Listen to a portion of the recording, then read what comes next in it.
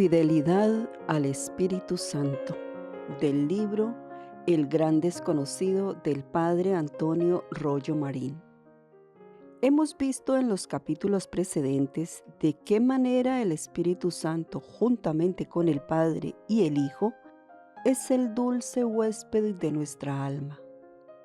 Y hemos visto también de qué manera actúa continuamente en nosotros, ya sea moviendo el hábito de las virtudes infusas al modo humano en los comienzos de la vida espiritual, esto es la etapa ascética, o el de los dones al modo divino hasta llevar al alma fiel hasta las cumbres de la perfección cristiana, etapa mística. Pero no podemos pensar que el Espíritu Santo no exige nada al alma a cambio de su divina liberalidad y largueza. Exige de ella una continua fidelidad a sus divinas emociones, so pena de suspender o aminorar su acción, dejándola estancada a mitad del camino, con gran peligro incluso de su misma salvación eterna.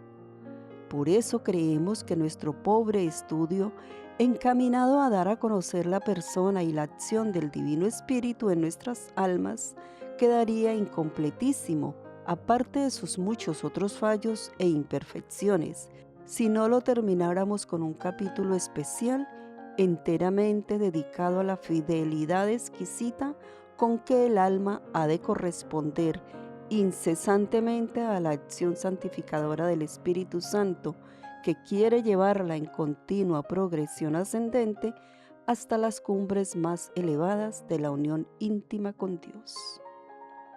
Estudiaremos la naturaleza de la fidelidad al Espíritu Santo, su importancia y necesidad, su eficacia santificadora y el modo concreto de practicarla.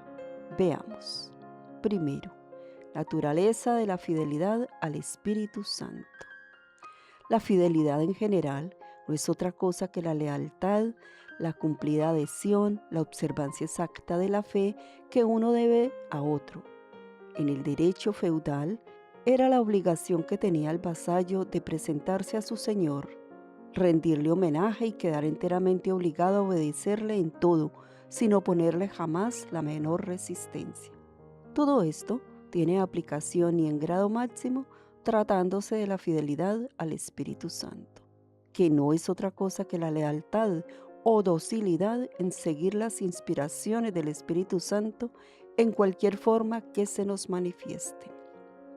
Llamamos inspiraciones, explica muy bien San Francisco de Sales, a todos los atractivos movimientos, reproches y remordimientos interiores, luces y conocimientos que Dios obra en nosotros, previniendo nuestro corazón por sus bendiciones, por su cuidado y amor paternal, a fin de despertarnos, excitarnos, empujarnos y atraernos a las santas virtudes, al amor celestial, a las buenas resoluciones, en una palabra, a todo cuanto nos encamina a nuestro bien externo. De varias maneras se producen inspiraciones divinas. Los mismos pecadores las reciben impulsándoles a la conversión, pero para el justo, en cuya alma habita el Espíritu Santo, es perfectamente connatural recibirlas en cada momento. El Espíritu Santo, mediante ellas, ilumina nuestra mente para que podamos ver lo que hay que hacer y mueve nuestra voluntad para que podamos y queramos cumplirlo, según aquellas palabras del apóstol. Dios es el que obra en nosotros el querer y el obrar según su beneplácito. Filipenses 2:13. Porque es evidente que el Espíritu Santo obra siempre según su beneplácito, inspira y obra en el alma del justo cuando quiere y como quiere.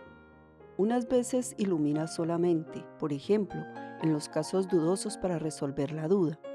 Otras mueve solamente, por ejemplo, para que el alma realice aquella buena acción que ella misma ya estaba pensando. Otras, en fin, y es lo más frecuente, ilumina y mueve a la vez. A veces se produce la inspiración en medio del trabajo como de improviso, cuando el alma estaba enteramente distraída y ajena al objeto de la inspiración. Otras muchas se produce en la oración, en la Sagrada Comunión, en momentos de recogimiento y de fervor. El Espíritu Santo rige y gobierna al Hijo adoptivo de Dios, tanto en las cosas ordinarias de la vida cotidiana como en los asuntos de gran importancia. San Antonio Abad entró en una iglesia y al oír que el predicador repetía las palabras del Evangelio: si quieres ser perfecto, ve y vende cuanto tienes, dalo a los pobres y sígueme, esto es Mateo 19:21, marchó en el acto a su casa, vendió todo cuanto tenía y se retiró al desierto. El Espíritu Santo no siempre nos inspira directamente por sí mismo. A veces se vale del ángel de la guarda, de un predicador, de un buen libro, de un amigo, pero siempre es Él, en última instancia, el principal autor de aquella inspiración. 2. Importancia y necesidad.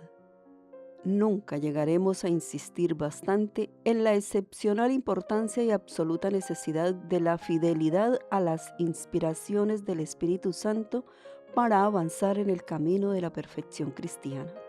En cierto sentido, este es el problema fundamental de la vida cristiana, ya que de esto depende el progreso incesante hasta llegar a la cumbre de la montaña de la perfección, o el quedarse paralizados en sus mismas estribaciones. La preocupación del alma ha de ser la de llegar a la más exquisita y constante fidelidad a la gracia. Sin esto, todos los demás procedimientos y métodos que intente están irremisiblemente condenados al fracaso. La razón profundamente teológica de esto hay que buscarla en la economía de la gracia actual, que guarda estrecha relación con el grado de nuestra fidelidad. En efecto, como ya dijimos más arriba, la previa moción de la gracia actual es absolutamente necesaria para poder realizar cualquier acto saludable. Es en el orden sobrenatural lo que la previa moción divina en el orden puramente natural, algo absolutamente indispensable para que un ser en potencia pueda realizar su acto. Sin ella nos sería tan imposible hacer el más pequeño acto sobrenatural, aún poseyendo la gracia, las virtudes y los dones del Espíritu Santo. Como respirar sin aire en el orden natural, la gracia actual es como el aire divino que el Espíritu Santo envía a nuestras almas para hacerlas respirar y vivir en el plano sobrenatural. Ahora bien, la gracia actual, dice el padre Garrigou Lagrange, nos es constantemente ofrecida para ayudarnos en el cumplimiento del deber de cada momento, algo así como el aire entra incesantemente en nuestros pulmones para permitirnos reparar la sangre. Y así como tenemos que respirar para introducir en los pulmones ese aire que renueva nuestra sangre, del mismo modo hemos de desear positivamente y con docilidad recibir la gracia que regenera nuestras energías espirituales para caminar en busca de Dios. Quien no respira acaba por morir de asfixia. Quien no recibe con docilidad la gracia terminará por morir de asfixia espiritual. Por eso, dice San Pablo, os exhortamos a no recibir en vano la gracia de Dios. Segunda de Corintios 6:1.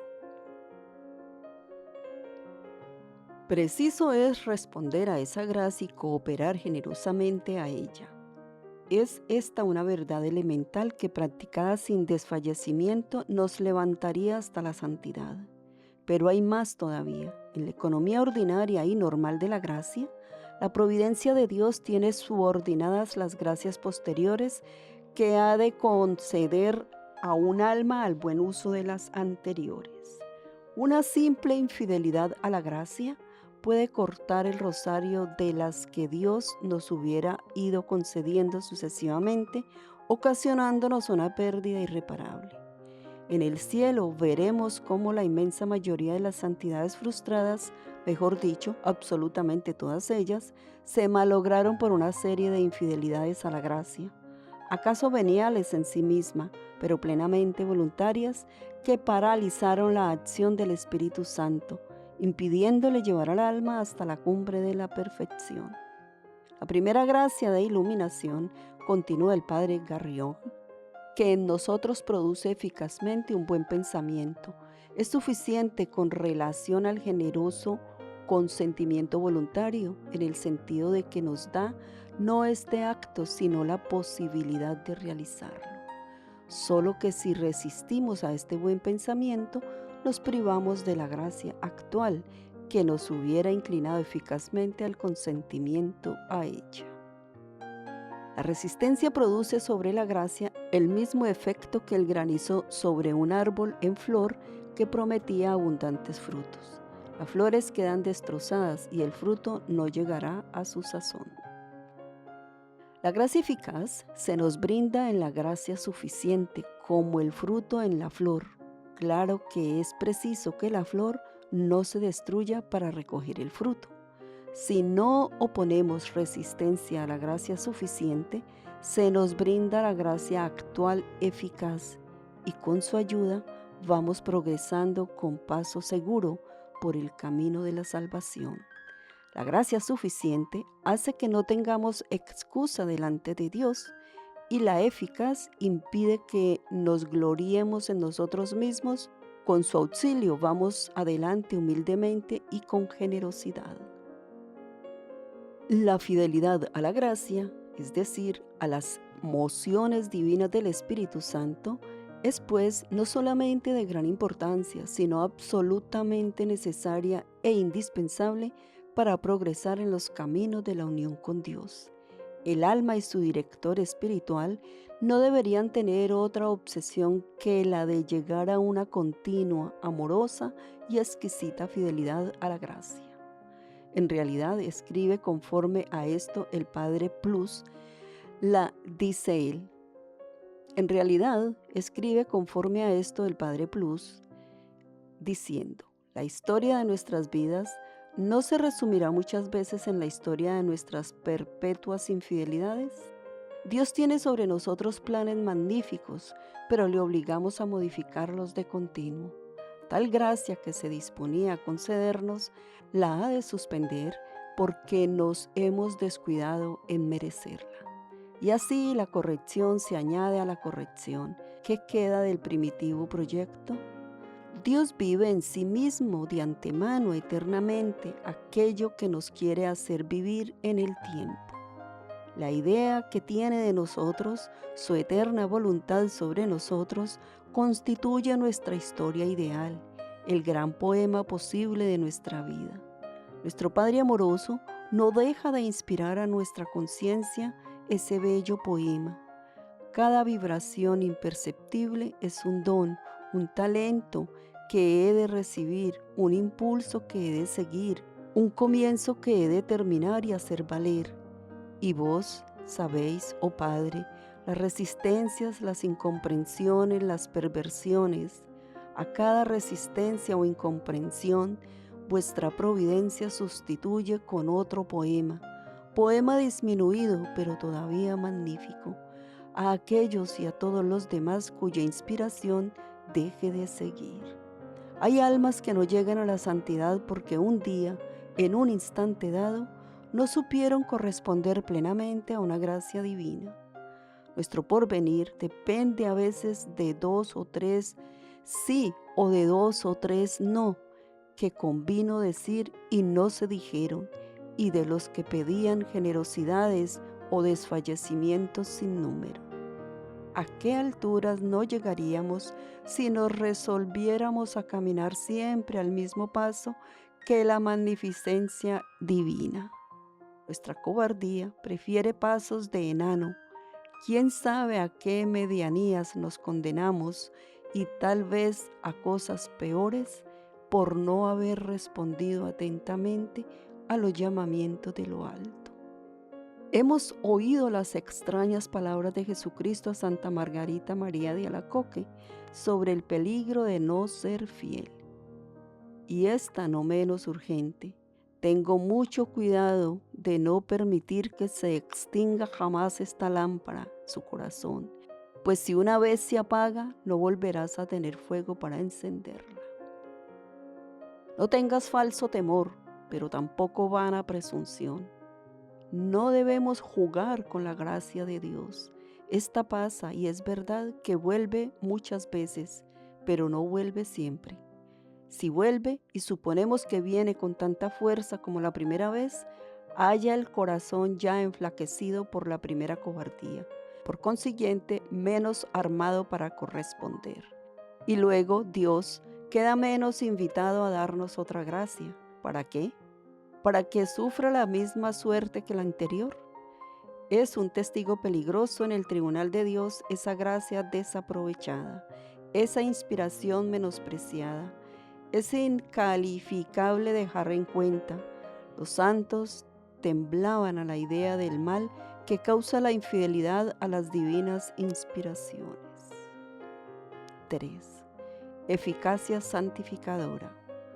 Dejando aparte los sacramentos que dignamente recibidos son el manantial y la fuente de la gracia, y cuya eficacia santificadora en igualdad de condiciones es muy superior a la de toda otra práctica religiosa, es indudable que entre las que dependen de la actividad del hombre ocupa el primer lugar la fidelidad perfecta a las inspiraciones del Espíritu Santo.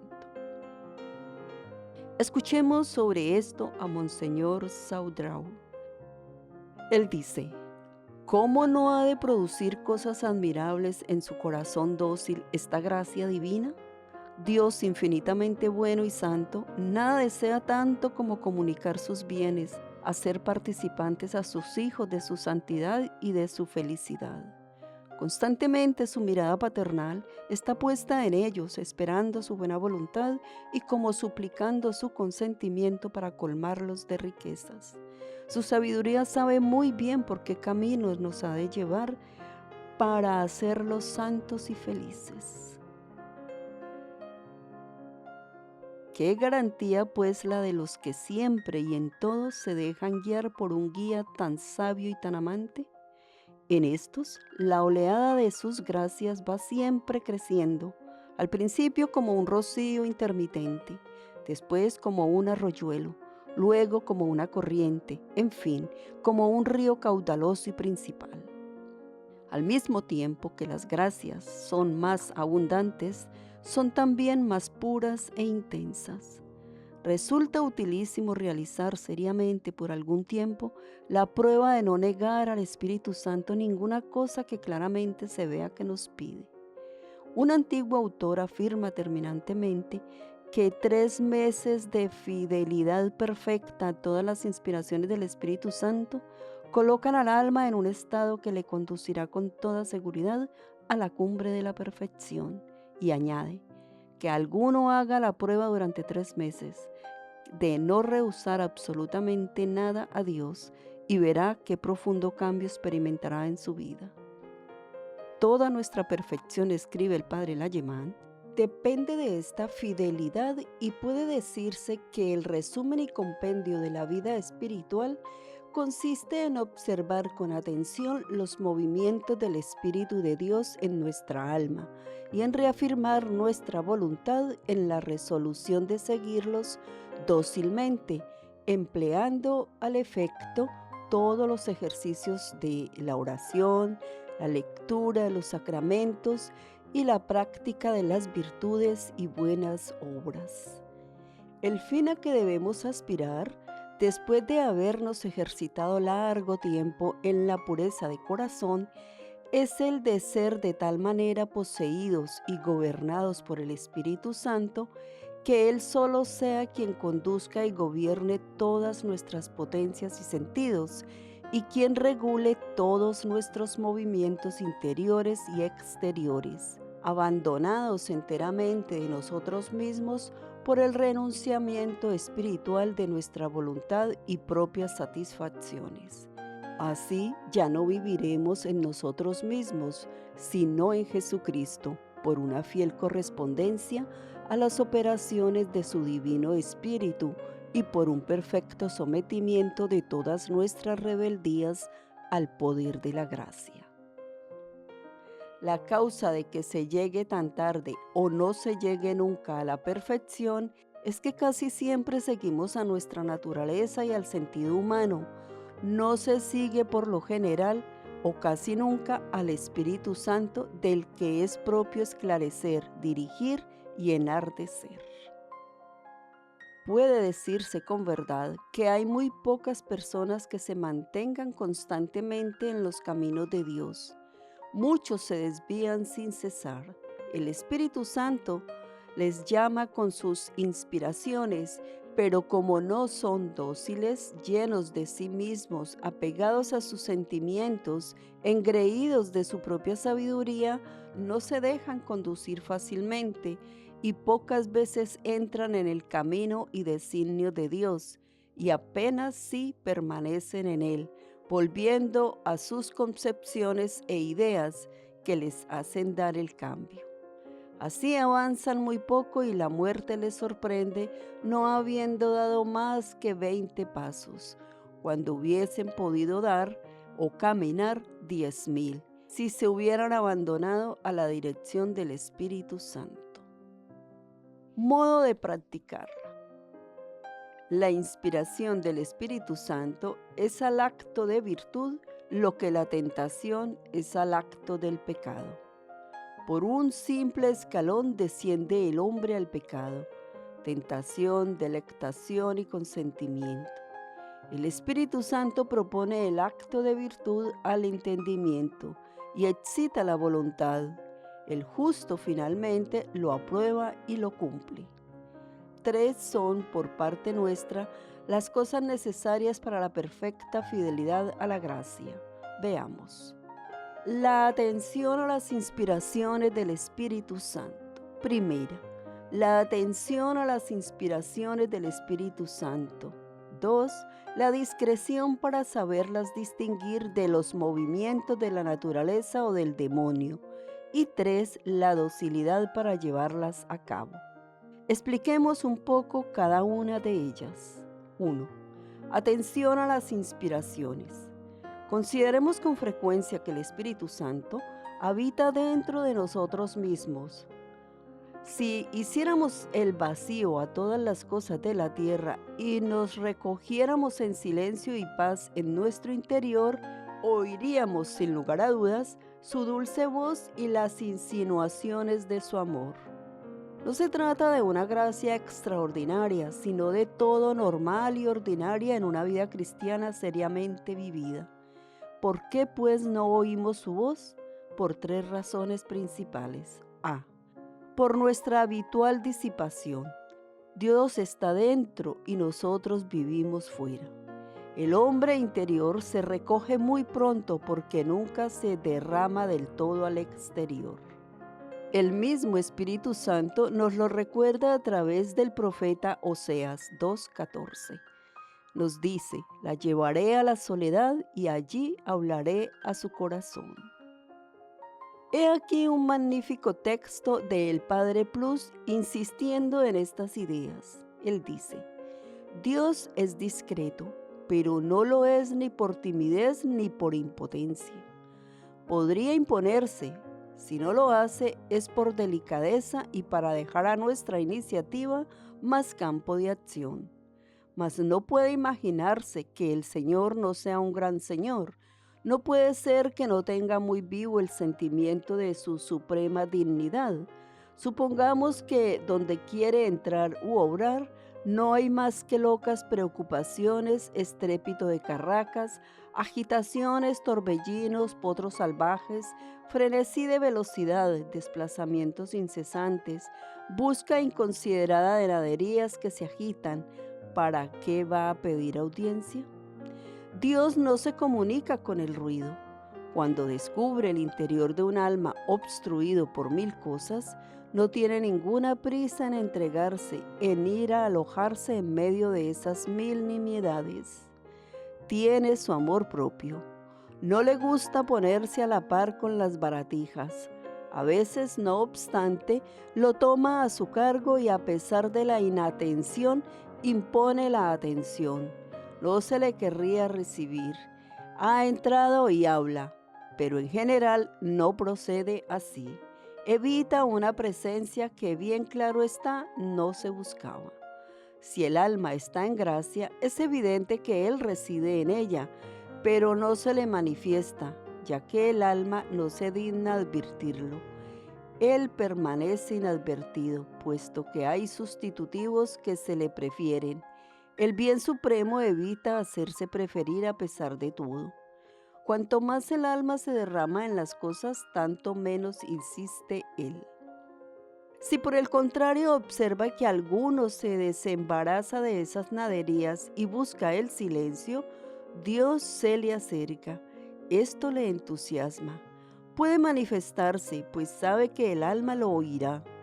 No siempre se manifestará ni será lo más común mostrarse de una manera patente, pero el alma a buen seguro se sentirá oscuramente invitada a subir. Otra razón por la cual el alma que aspira a la fidelidad ha de vivir recogida es que el Espíritu Santo sopla no solo donde quiere, sino cuando quiere. La característica propia de los llamamientos interiores, observa San Ignacio, es manifestarse al alma sin previo aviso y como si apenas se dejase oír. En cualquier momento puede venirnos una invitación.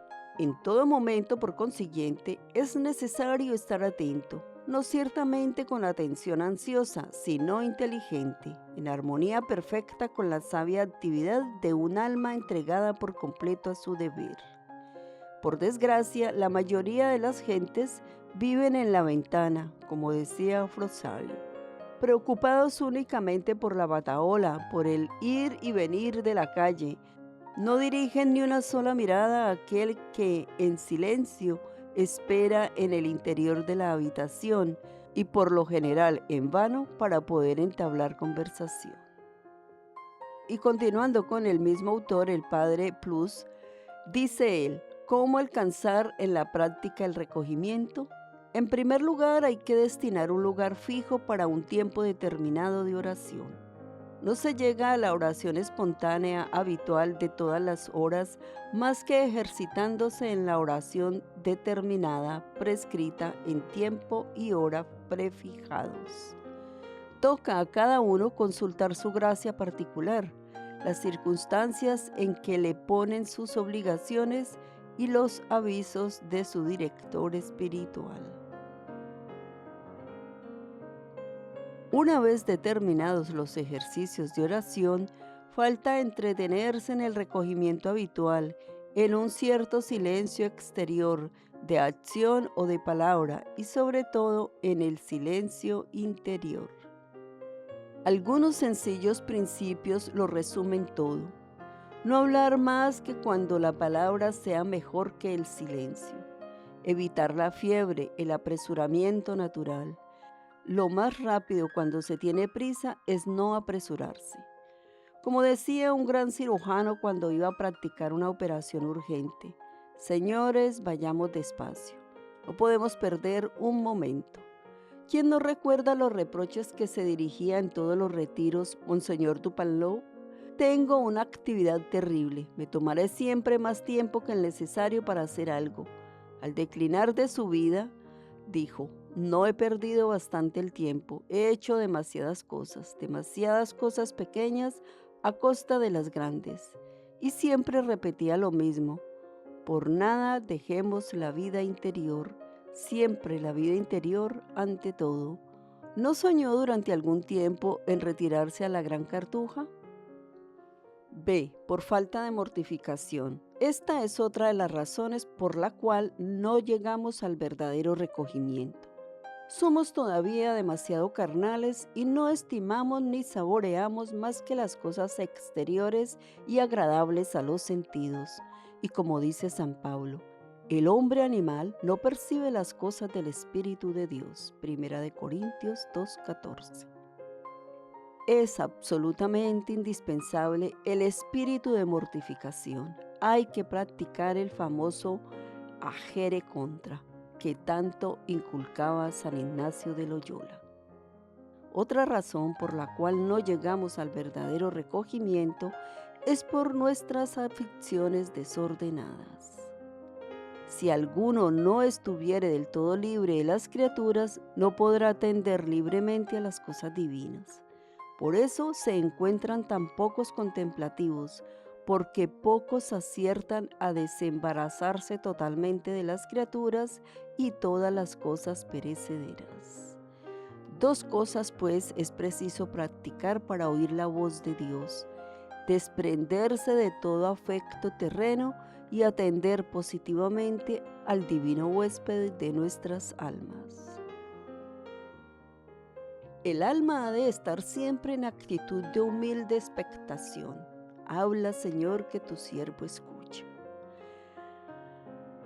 Volviendo a las tres cosas necesarias para la perfecta fidelidad a la gracia, vamos con el 2. Discreción de espíritus. Es de gran importancia en la vida espiritual el discernimiento o discreción de espíritus, para saber qué espíritu nos mueve en un momento determinado. He aquí algunos de los más importantes criterios para conocer las inspiraciones divinas y distinguirlas de los movimientos de la propia naturaleza o del demonio. A. La santidad del objeto. El demonio nunca impulsa a la virtud y la naturaleza tampoco suele hacerlo cuando se trata de una virtud incómoda y difícil. B. La conformidad con nuestro propio estado. El Espíritu Santo no puede impulsar a un cartujo a predicar, ni a una monja contemplativa a cuidar enfermos en los hospitales. C. Paz y tranquilidad del corazón. Dice San Francisco de Sales: una de las mejores señales de la bondad de todas las inspiraciones y particularmente de las extraordinarias es la paz y la tranquilidad en el corazón del que las recibe, porque el Divino Espíritu es en verdad violento, pero con violencia dulce, suave y apacible. Se presenta como un viento impetuoso y como un rayo celestial, pero no derriba ni turba a los apóstoles. El espanto que su ruido causa en ellos es momentáneo y va inmediatamente acompañado de una dulce seguridad. El demonio, por el contrario, alborota y llena de inquietud. D. Obediencia humilde. Todo es seguro en la obediencia y todo es sospechoso fuera de ella. El que dice que está inspirado y se niega a obedecer a los superiores y seguir su parecer es un impostor. Testigos de esto son gran número de herejes y apóstatas que se decían inspirados por el Espíritu Santo o gozar de un carisma especial. E. El juicio del director espiritual. En las cosas de poca importancia que ocurren todos los días, no es menester una larga deliberación, sino elegir simplemente lo que parezca más conforme a la voluntad divina, sin escrúpulos ni inquietudes de conciencia. Pero en las cosas dudosas de mayor importancia, el Espíritu Santo inclina siempre a consultar con los superiores o con el director espiritual. 3. La tercera cosa importante para la fidelidad a la gracia es la docilidad. La docilidad en la ejecución consiste en seguir la inspiración de la gracia en el mismo instante en que se produzca, sin hacer esperar un segundo al Espíritu Santo. Él sabe mejor que nosotros lo que nos conviene. Aceptemos pues lo que nos inspira y llevémoslo a cabo con corazón alegre y esforzado. El alma ha de estar siempre dispuesta a cumplir la voluntad de Dios en todo momento. Enséñame, Señor, a hacer tu voluntad, porque tú eres mi Dios. Salmo 142, 10. La naturaleza, disconforme con esto, pondrá en nuestro camino un triple obstáculo. Veamos. A. La tentación de la dilación. Es como decirle al Espíritu Santo: excúsame por hoy, lo haré mañana. porque Dios pone generalmente en sus peticiones una infinita discreción en la que consiste la suavidad de sus caminos. Llegamos a olvidar cuán odioso es hacer esperar a la majestad soberana. Bueno estaría no responder inmediatamente a una orden del vicario de Cristo en la tierra. ¿Nos permitiríamos ser negligentes porque es el mismo Dios quien manda? Precisamente porque Él es tan delicado al solicitar nuestra fidelidad, una gran delicadeza por nuestra parte debería hacernos volar a servirle. Así lo hacían los santos. Muchas almas llegan al final de su vida sin haber consentido nunca o casi nunca que el Espíritu Santo fuera su dueño absoluto. Siempre le impidieron la entrada, siempre le hicieron esperar. A la hora de la muerte lo verán del todo claro, pero entonces será ya demasiado tarde. Ya no habrá lugar para el mañana sin falta, para la dilación continua. Ha terminado el tiempo y se entra en la eternidad. Pensemos con frecuencia en los lamentos de aquella última hora por no haber respondido enseguida a las inspiraciones de la gracia, por haber hecho guardar demasiado a aquel que tanto nos hubiera querido elevar. B. Los hurtos de la voluntad. A veces se proclama o confiesa la propia cobardía. Tenemos miedo al sacrificio que se nos pide. Es el miedo que todos sentimos cuando se trata de ejecutarnos. Toda ejecución lleva consigo la muerte de algo en nosotros. Es siempre una ejecución capital. La naturaleza protesta, lamentándose de antemano de las generosidades en las que tendrá que consentir. Dios mío, exclamaba Rivière, alejad de mí la tentación de la santidad. Contentaos con una vida pura y paciente, que yo con todos mis esfuerzos trataré de ofreceros. No me prives de los goces deliciosos que he conocido, que he amado tanto y que tanto deseo volver a vivir. No confundáis, no pertenezco a la clase precisa. No me tentéis con cosas imposibles. Ahí tenemos descrito claramente en un alma nada vulgar el miedo a la entrega total, la inclinación a andarse con rodeos, el prurito muy explicable de soslayar al obstáculo en vez de superarlo. No obstante, si sospechásemos qué recompensa aguarda a la gran entrega total y generosa, conocida es la historia del mendigo de la India, de que nos habla Tagore. Es la historia de muchas vidas. Veamos. Caminaba, refiere el pobre harapiento, mendigando de puerta en puerta, camino de un pueblo, cuando a lo lejos apareció tu dorado carruaje, cual radiante sueño y admirable al Rey de Reyes. El carro se detuvo. Posaste tu mirada en mí y te apeaste sonriente. Sentí llegada la suerte de mi vida. De repente, tendiste hacia mí tu mano derecha y dijiste, ¿qué vas a darme? ¡Ah! ¿Qué broma era esta? ¿Tender un rey la mano al mendigo para mendigar? Quedé confuso y perplejo. Por fin saqué de mis alforjas un grano de trigo y se lo di. Más sorpresa grande la mía cuando al declinar el día y vaciar mi saco, hallé una minúscula pepita de oro entre el puñado de vulgares granos. Entonces lloré amargamente y me dije, lástima, no haber tenido la corazonada de dártelo todo. C. El afán de recuperar lo que hemos dado. Sí, todavía después de haber entregado el mísero grano de trigo o las escasas existencias de nuestras alforjas, no tratásemos de recuperarlas. Es la eterna historia de los niños que, habiendo ofrendado sus golosinas ante el Belén, en cuanto volvemos la espalda intentan recuperarlas para saborear su sacrificio.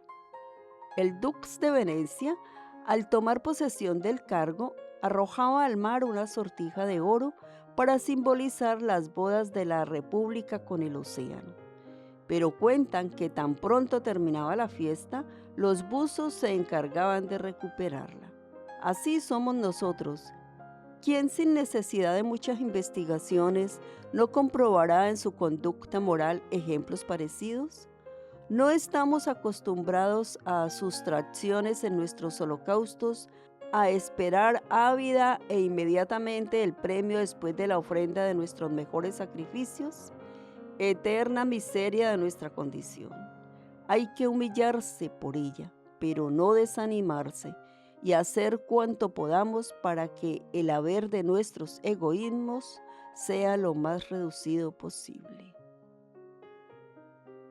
5. ¿Cómo reparar nuestras infidelidades? Después de la suprema desgracia de condenarse eternamente, no hay mayor desventura que la del abuso de las gracias divinas. Pero así como la desgracia eterna es absolutamente irreparable, las infidelidades a la gracia pueden repararse en todo o en parte mientras vivamos todavía en este mundo. En una oración difundida entre algunas comunidades religiosas, se formula esta triple petición a la misericordia divina. Dice: Dios mío, tened conmigo la misericordia y la liberalidad de hacerme reparar antes de mi muerte todas las pérdidas de gracias que he tenido la desgracia o insensatez de acarrearme. Haced que llegue al grado de méritos y de perfección al que vos me queráis llevar, según vuestra primera intención, y que yo he tenido la desdicha de frustrar con mis infidelidades. Tened también la bondad de reparar en las almas las pérdidas de gracia que por mi culpa se han ocasionado. Nada más puesto en razón que tales peticiones. Dios puede, si se le pide, acrecentar las gracias preparadas para un alma, y si ésta se muestra fiel en estos nuevos anticipos divinos, tal aumento puede compensar las pérdidas anteriores. Al que no utilizó una adversidad, puede el Señor enviarle otras en lo sucesivo, las que hubiera tenido con ser siempre leal y las destinadas a sustituir a las que no dieron fruto. También pueden multiplicarse las ocasiones de sacrificios para reemplazar a los sacrificios que se rehusaron. Las gracias de luz pueden ser más abundantes. La voluntad puede recibir más fuerza y Dios comunicar un amor más firme, intenso y acendrado. Estos suplementos no están sobre el poder de Dios ni son contrarios a su justicia. Es cierto, ciertísimo, que el alma infiel no los merece. Pero la oración ferviente y perseverante a la que Dios lo ha prometido todo, puede conseguirlos infaliblemente. ¿Cómo podría explicarse si no fuera así que grandes pecadores hayan llegado a ser grandes santos? Sus pecados pasados fueron ocasión para remontarse a mayor virtud. El deseo de repararlos les indujo a practicar grandes austeridades y a redoblar su ferviente amor a Dios. Las lágrimas de San Pedro, que continuaron derramándose durante toda su vida, no hubieran corrido tan copiosamente ni por lo tanto produciendo tan numerosos actos de amor si no hubiera negado a su maestro tan cobardemente. Nuestro Señor dijo a Santa Margarita de Cortona que sus penitencias habían borrado de tal manera sus 9 años de desorden que en el cielo la colocaría en el coro de las vírgenes. Estos y otros muchos ejemplos nos enseñan que jamás hemos de desanimarnos por nuestros pecados y pasadas infidelidades, pero también que no basta deplorarlos, es menester repararlos y expiarlos. Si el tren de nuestra vida viene con retraso aproximándose a la estación de llegada, es evidente que llegaremos a ella con un irreparable retraso, a menos de aumentar intensamente la velocidad, dedicando lo que nos quede de vida a una entrega total y absoluta a las exigencias cada vez más apremiantes de la unión íntima con Dios.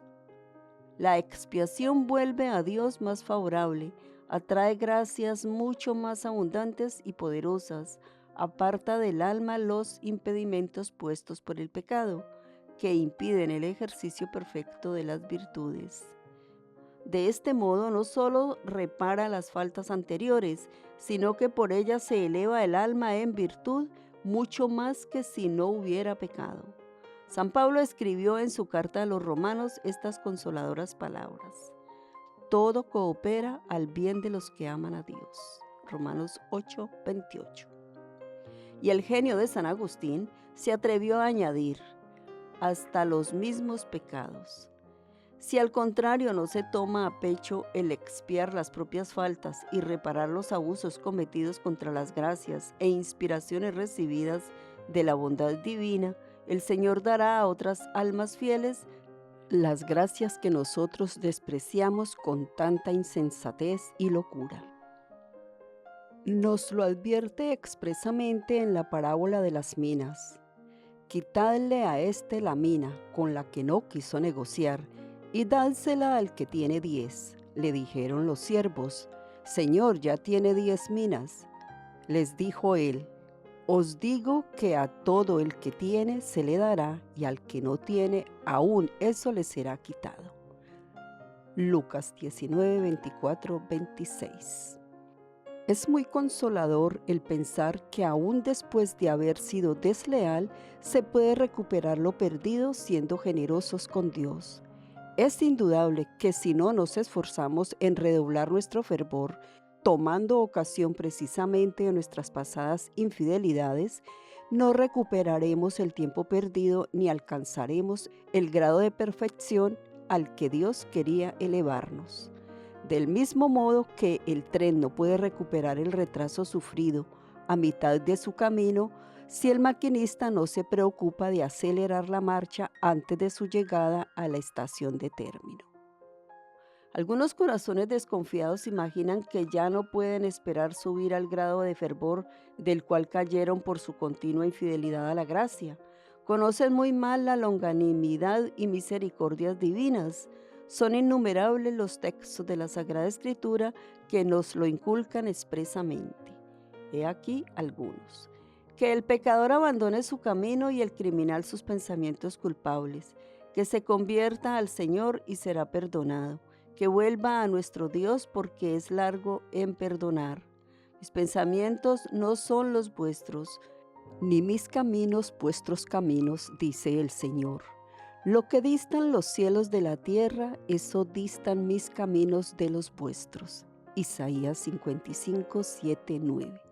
Lo cual quiere decir que la misericordia de Dios, esa misericordia que llena el universo, sobrepuja con mucho la idea de que de ella pueden formarse las raquíticas inteligencias de los hombres.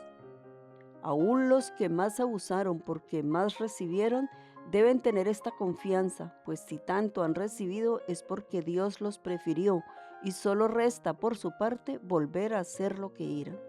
Los dones de Dios, enseña San Pablo, la vocación del pueblo escogido y sin duda alguna la de un alma a una altura eminente son irrevocables. Es indudable que los designios divinos quedan en desuso cuando el hombre les pone obstáculos, pero Dios no revoca su elección.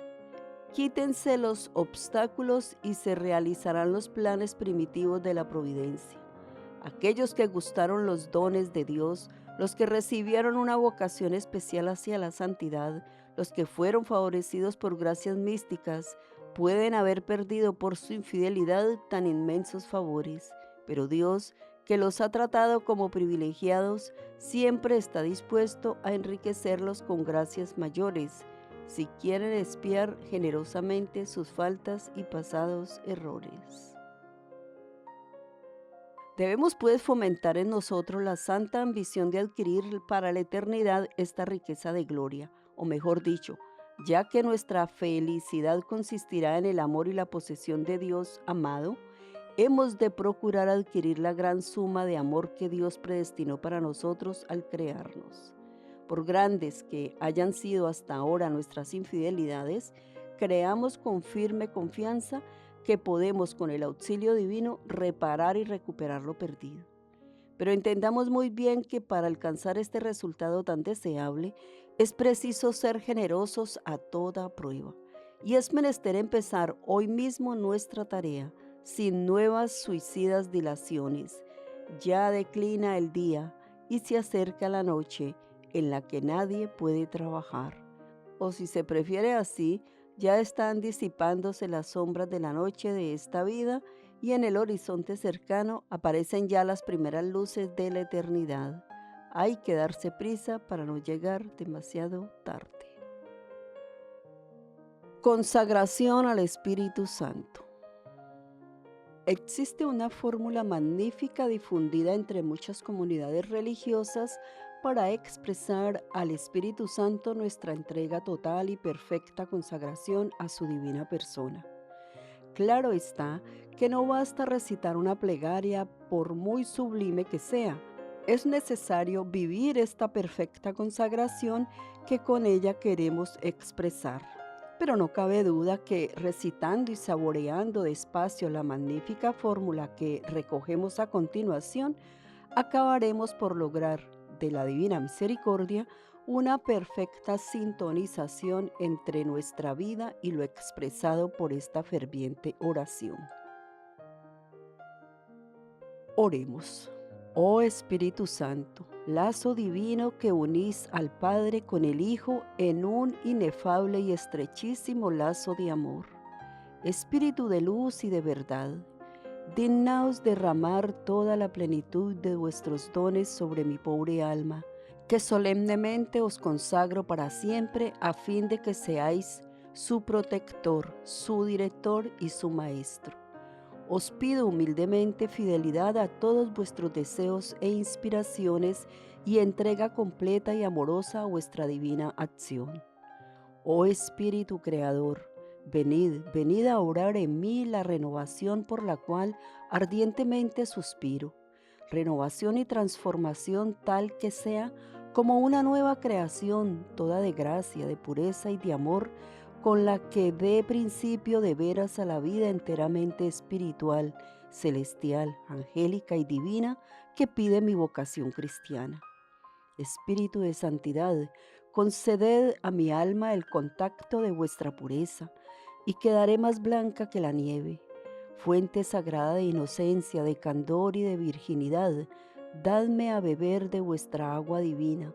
Apagad la sed de pureza que me abraza, bautizándome con aquel bautismo de fuego cuyo divino bautisterio es vuestra divinidad, sois vos mismo. Envolved todo mi ser con sus purísimas llamas, destruid, devorad, consumid en los ardores del puro amor todo cuanto haya en mí que sea imperfecto, terreno y humano, cuanto no sea digno de vos. Que vuestra divina unción renueve mi consagración como templo de toda la Santísima Trinidad y como miembro vivo de Jesucristo, a quien con mayor perfección aún ofrezco mi alma, cuerpo, potencias y sentidos con todo cuanto soy y tengo. Heridme de amor, oh Espíritu Santo, con uno de esos toques íntimos y sustanciales para que a manera de saeta encendida hiera y traspase mi corazón, haciéndome morir a mí mismo y a todo lo que no sea el amado. Tránsito feliz y misterioso que solo vos podéis obrar, oh Espíritu Divino, y que anhelo y pido humildemente. Cual carro de divino fuego, arrebatadme de la tierra al cielo, de mí mismo a Dios, haciendo que desde hoy more ya en aquel paraíso que es su corazón. Infundidme el verdadero espíritu de mi vocación y las grandes virtudes que exige y son prenda segura de santidad, el amor a la cruz y a la humillación y el desprecio de todo lo transitorio. Dadme sobre todo la humildad profundísima y un santo odio contra mí mismo. Ordenad en mí la caridad y embriagadme con el vino que engendra vírgenes. Que mi amor a Jesús sea perfectísimo, hasta llegar a la completa enajenación de mí mismo, a aquella celestial demencia que hace perder el sentido humano de todas las cosas, para seguir las luces de la fe y los impulsos de la gracia. Recibidme pues, oh Espíritu Santo, que del todo y por completo me entregue a vos. Poseedme, admitidme en las castísimas delicias de vuestra unión, y en ella desfallezca y expire de puro amor al recibir vuestro ósculo de paz. Amén.